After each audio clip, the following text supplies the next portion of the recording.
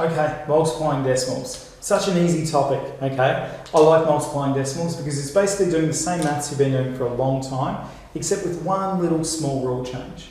And that rule change is that we ignore the decimal point. We ignore the decimal points. So we look at this question here, and rather than going 2.2 times 1.4, we just set out our normal multiplication algorithm, and we do 22 times 14, okay? So 4 times 2 gives me 8, and 4 times 2 gives me 8, and then I need to add in a 0, and 1 times 2 is 2, and then 1 times 2 is 2, okay?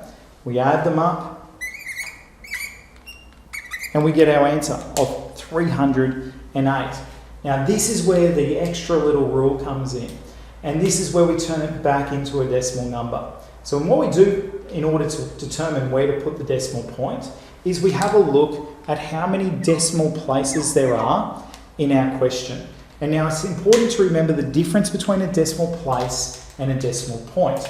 The decimal point is the dot that comes somewhere in your number, and there's only ever one of them in each number. Decimal places, however, you can have an infinite number of them. Okay, they're all of the digits that lie to the right of the decimal point. Okay, in this case, we have 2 decimal places in our question. So that means that we need to have 2 decimal points in our answer. So our answer here would be 3.08. I have 1, 2 decimal points. With longer ones like this, once again, I can just do this one, 23.4.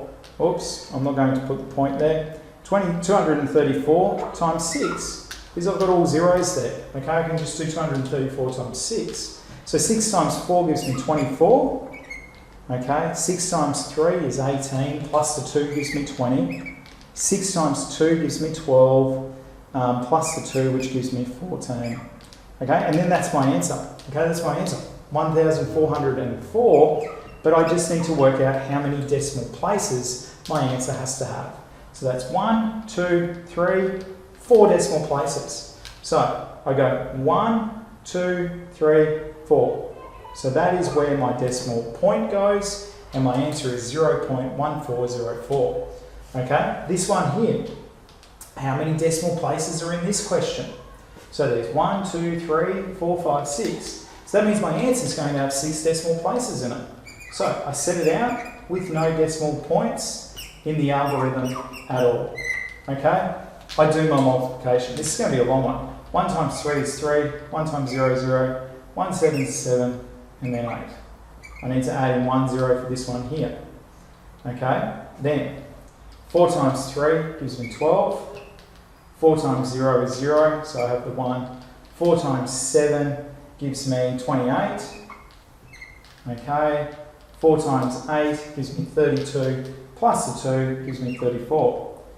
This one here, I need zeros. 2 lots of zeros. But 0 times 3 is 0, 0 times 0 is 0, we're just going to get zeros. So I can just put zeros in that row. Then I need 3 zeros. Okay? And obviously we've got a 1 again. So 1 times 3 is 3, 1 times 0 is 0, 1 times 7 is 7, 1 times 8 is 8. That wasn't so hard, that was pretty easy. So let's add them up. 3, 2, 8, 16, 19, 5, 10, and 9. Now we come back here. How many decimal places did I have in my question? I had 6 decimal places, so I need to have 6 decimal places in my answer. So that means that my decimal point will go here, and my answer to this question is 9.059823. Okay? So that is multiplying decimals. You just multiply as per you always have. You don't put the decimal point in the question, but you come back to it at the end by counting how many decimal places were in the question on both sides, this number and that number, and then putting that amount of decimal places into your answer. Good luck.